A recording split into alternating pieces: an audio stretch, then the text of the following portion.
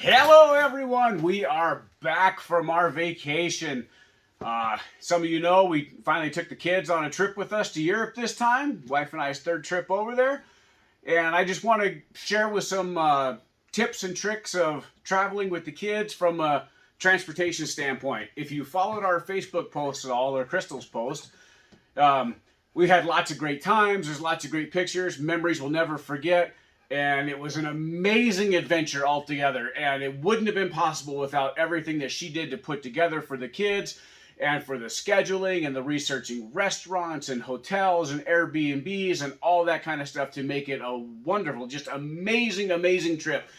And I can't say enough, if you have the opportunity to do it, do it. These are memories your kids are never going to forget. These are memories you'll never forget. It might inspire a love of culture and travel and just the experiences around the world that they don't know or don't see, and to let them know that how other people live. And in the end, we're all really a lot alike everywhere in the world. We just do the same things a little bit differently.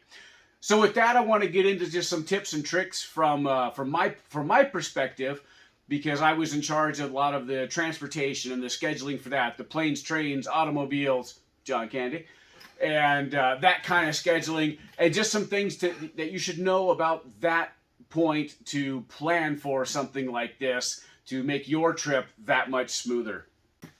All right, the first thing I want to recommend is pack light.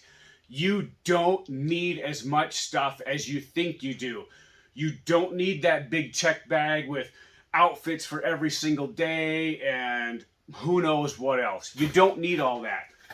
We travel carry-on only, and this is my carry-on bag that it's actually bigger than what I need. What I did this trip is this bag fits inside, and this bag right here is the one that I had all of my stuff in for an entire 12-day trip in 3 different countries. This is a 33-liter bag, I believe. Where's my zipper at? There it is. This is a 33-liter bag. We love the bags that open just big. There's backpack ones, but you got to dig down through them. Just doesn't make it easy. But pack light, pack small. So I got my 33-liter bag. And what makes it possible is these packing cubes. They're not the vacuum ones, they're just a small fabric. You can get a lot of stuff in these bags. And I particularly carried 3 of them, and I didn't even need 3 of them. But in this one, I get 2 pairs of jeans, 4 pairs of socks, 4 pairs of underwear, and a couple of shirts, or 4 shirts, even in this bag right here. This bag fits nice and small in my small bag. I'd have a few extra clothes in this if they didn't quite all fit in that one bag, but being so 4 outfits, and the one I'm wearing on the plane gives me 5 outfits. At Airbnbs, a lot of them you're going to have a washer dryer. That's another topic altogether, but you'll be able to wash your clothes. You don't need clothes for every single day to bring home dirty clothes. And fold your dirty clothes back up and pack them back up like you did your clean ones, and it's way better. And one of the reasons I say pack light is carry-on only, so you don't have to wait at a baggage carousel, especially if you're changing planes or changing airlines or something. It's just grab and go. The other reason is you are going to carry someone else's stuff. I refuse to do anything else than hands-free for myself, because you're traveling with kids. You're going to be carrying your kids' stuff. They travel with carry-on only, just backpacks. But our 9-year-old can only do so much, which is fully expected, and she went far beyond our expectations. So I have my bag, and then I have a day bag. This is my personal item for the plane that I just keep all my phone stuff in, my headphones, my snacks, and it works great for a day bag, just walking around in different cities, couple bottles of water, some souvenirs, that kind of thing. But so I'll carry my bag, and then I'll also be carrying one of hers also, so that leaves me free hands to carry her stuff. And personal preference, but I hate rolly bags because that's something in my hands, it's something dragging behind me. I just don't want to do it. I'd rather have it on my back. But pack light. You don't need all that stuff. The second tip that I have is, oh, well, I'll get back to that later. The second tip I have is your phone. Okay, a lot of phone plans have what's called a travel pass. I know Verizon carries that. It's $10 a day to use it for 24 hours, and it's a rolling 24 hours from the time you start it, 24 hours to the next day. It's not like a midnight to midnight thing. Just turn it on, pay the money, and accept it, because you're going to need it. There is Wi-Fi in a lot of places, but there's a lot of places where there's no Wi-Fi. And if you're renting a car, a lot of times cars have navigation. Most of them do now, but you're trying to figure out how to turn the navigation into English if you're in another country so you can actually read it. And even when it is in English, it will pronounce things that make it very hard to understand. It's really nice having Google Maps. Google Maps tracks you all over the world. If you're on a train or a plane and you're looking for your stops, the navigation will track each and every stop that you're on. It will give you departure times of each bus. It will give you departure times of the trams, the trains, when the next one's coming. It's just necessary. It's a great thing to have. Just turn the travel pass on, pay the money, and enjoy the benefits, because you're going to end up turning it on anyway, so you might as well just have it and use it and enjoy it. And along with the phone, Google Translate. I'm sure there's other translates for iOS systems or whatever, but we use Google Translate. And if you download the languages while you're on Wi-Fi, you don't even need Wi-Fi or to have your phone on to use Translate. It's great for reading menus. You hit the camera button on Google Translate, you scan it over a menu, it'll turn everything into English so you can read it, figure out what you want. You can scan your navigation to figure out how to put it in English. You can scan a road sign if you're parking to find out what are the rules with parking there. It's a really, really, really beneficial benefit to have. So turn that on and just leave it on, pay the money while you're on your trip, and enjoy all the benefits of it, but don't use it wrongly and just spend time cruising Facebook or whatever. You're on a vacation with your family. Enjoy the memories and take the pictures. Let's see. What else do I got here? We have... Okay, the next tip. Driving in other countries or when you're traveling. If you're going to drive, avoid it if you can. Because of the thing of navigation does get to be kind of cumbersome and a little hassle sometimes. It does get confusing in cities of where you're going and trying to listen to a navigation when you don't even know what that street means or what that sounds like, or you're trying to find a sign. I know when we were in France, in Paris, the street signs are actually signs attached to the side of the building. And we came into Paris at night and it was raining, and the navigation that says turn right on such and such a street, I can't understand what it's saying, and I can't see the signs because they're not lit up, they're not on the corner, and they're on the side of a building that I couldn't even find. So very, very difficult to find. A lot of the streets in some of these cities you go to are super narrow to where our small cars are actually big cars in other countries. And so the bigger the car you rent, we got 3 kids with us. We rented an Audi Q7. That thing was huge in Paris, like way too big, way too stressful, way too much anxiety. Just avoid driving if you can. The public transportation system in all these other countries is so good, except for France, another story. Netherlands, Germany, Poland when we were there before. The public transportation system is quick, it's efficient, it's on time, it's all the time, it's easy, it's cheap, it's just the way to go to relieve that much more stress from your trip. Anytime you take a trip with a lot of people, you are going to run into stress and issues and just anxiety of trying to figure out which train do we got to catch, which bus do we got to catch, how long does it take to walk here, how long does it take to go there. But that's just part of the fun. I went through all of this, but I would gladly do this trip again. It was just so amazing and so much fun, and I love, love, love giving those memories to our kids as I got those memories when I was little traveling with my parents. Loved it. And also when you're driving, you got to fill up the rental car before you bring it back. Find a gas station. Some of these gas stations, like in Paris, gas stations are almost impossible to find They're so far out of the downtown and they're so far away, and some of them only take cash. And the ones you find in town, you can't even get the vehicle into because they're so small. It'll be like a gas pump on the side of the road with some attendant there who sometimes only takes cash, and the price will be higher. One, because you're a tourist. Two, because they know that you have to drive a long ways to get it from somewhere else. So pay the money or go somewhere else. And on top of that, our vehicle was diesel, and fuel prices currently as of March of 2023, diesel was €1.76 to €1.96 per liter, which comes out to €7 to €7.80 per gallon.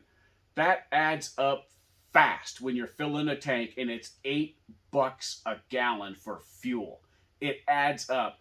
The train, that expensive train ticket to go 3 hours away, is cheap. It's cheap. It's cheap, cheap, cheap. Buy the train ticket, ride the ride, get off, and don't worry about anything.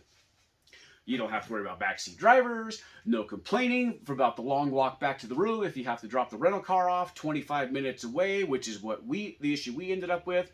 So I had a long walk through Paris to see some quite interesting sights to get back to the Airbnb room. It's just better to avoid it if you can. We had to rent a car because of an airport strike in Munich. Our flights got canceled. I tried to get a train ticket to Paris. Trains were all full except for first class, which was $900. Wasn't doing that. So we rented a car and drove from Munich to Paris. 8-hour drive, turned it into 10. We were forced to rent a car.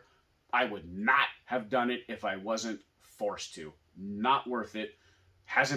We did it one time before on a trip, and it worked out pretty good, but not worth it. Avoid it. Brings me back to public transportation. It's good, it's cheap, it's seamless, and it's punctual. It's just super easy to get on. You buy your ticket through a kiosk. There's English buttons on there. Super easy to buy your ticket. There's a map of which zone do you want to be in. You can do an all-day pass that covers any of your trains, trams, and buses. You don't have to buy a ticket for each one, for each place you're going. You can do a one-way if you want, just going from one station to another station. You're supposed to scan your tickets when you get on these trams or trains or buses. Some people don't. Some people just hop on. Don't try to just hop on and without a ticket and hope you'll make it through. There are people at times when you get off of those transportation items, the trains or the buses, or there are people on there that will ask for your ticket. And if you don't have your ticket, you pay a very high price for that ride you just made because of the fact that you didn't buy a ticket. We're talking a few euros for a ticket. Just buy the ticket. Even if you don't scan it, buy the ticket. So if somebody asks, you have a ticket. It's really cheap. And like I said, Google Maps tracks all your navigation. If you know you got to get off seven stops down the line, that little thing tracks each and every stop. So you're not trying to find the sign inside of the train or the bus. Just follow your maps, get off where you need to get off. It's really, really easy, and it's really, really cheap. We did some all-day passes or 2-day passes, and for all 5 of us, it was like €30. And we could ride as many trains, trams, buses as we wanted to within that time frame. I mean, it's cheap, and it's easy, and everything's only a 5-minute walk, 10-minute walk from the train or tram station. So, I mean, why not? It's just do it. Do it, do it, do it. And again, that brings me to the next point, with time. Yes, Google Maps will say a 5-minute walk to the train station. And this train takes 10 minutes to get to your destination, and it's 2-minute walk from that train station to your final destination. That's fine. It is a 5-minute walk to the train station. But if you don't get to that train station when there's a train there, you could be waiting up to 5, 10, 15 minutes for the next train. So yes, you have a 5-minute walk, you have a 15-minute wait, then you have a 10-minute train ride. So all of that time adds up, and if you're scheduling time to be somewhere, Google Maps says it takes 18 minutes to get there, so we should be there in about 20, 25 minutes, double that. Double it, because when you show up and you see your train pulling away or your bus pulling away, and you got 15 minutes to wait for the next one, well, now you just ruined your schedule if you cut your schedule short based on the time that the mapping program gave you. So always double the time, just to build in a little extra, so you don't stress when that train is pulling you away and you're like, oh no, our tour is at this time. We were supposed to be there 5 minutes early. Now we're going to be there 10 minutes late. Don't do it. Don't do it. Double the time, get there early, and relax. It's not a big deal. You're on vacation. Relax. So my next point of relaxing and time is airport layovers when you are traveling, because you will have connecting flights coming from the U.S. Depending on where you live at and where you're going. We live in Montana, so we have a few connecting flights to get to Europe and back. Airport layovers are something I can't stress enough, more so than buses, trams, trains, and timelines like that. Airport layovers. We get to the airport a couple hours early in Montana, which is fine. Catch our flight. We took a flight to Salt Lake, had a little layover in Salt Lake, direct flight to Amsterdam. It was great. Here comes the problem, is traveling within the countries and mostly traveling back home. Because when you have connecting flights, or even traveling within the countries, we flew from Amsterdam to Munich, and the plane was delayed by an hour and a half, and there's nothing you can do about it. So build in that extra time for delays, for strikes. We had strikes last time we were in Europe, and there was strikes this time when we were there.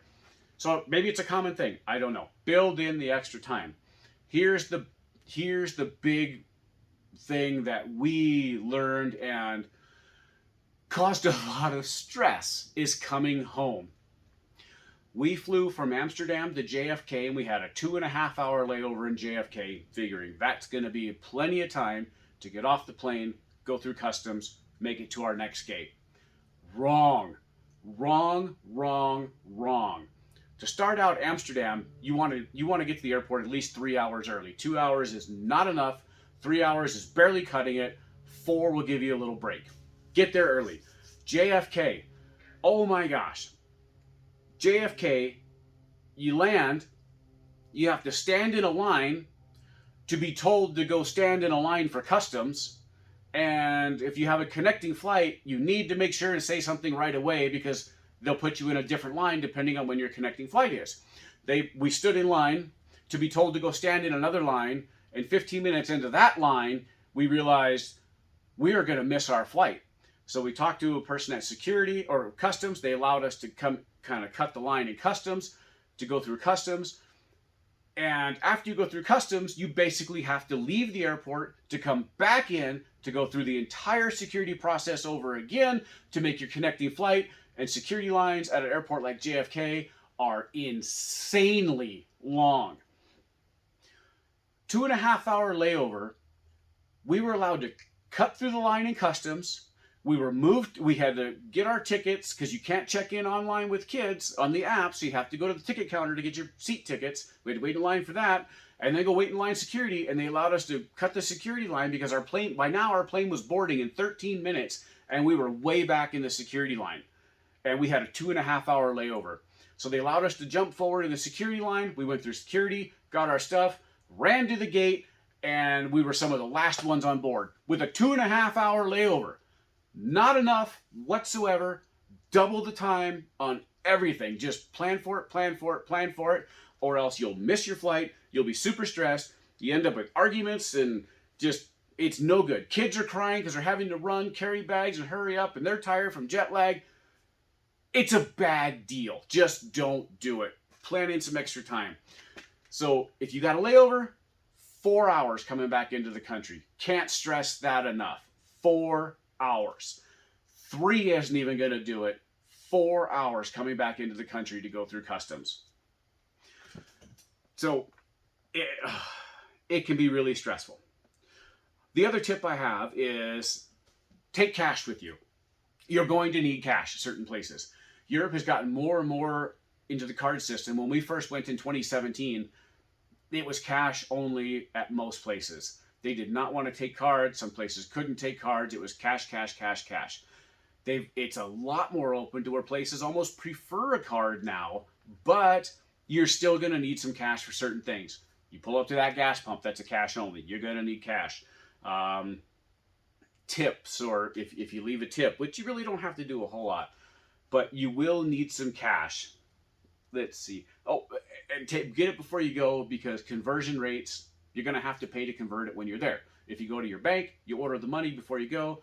There's no fees. It's just the conversion ratio of whatever it is, dollars to euros or dollars to wherever you're going. There's no extra fees involved for actually doing that work.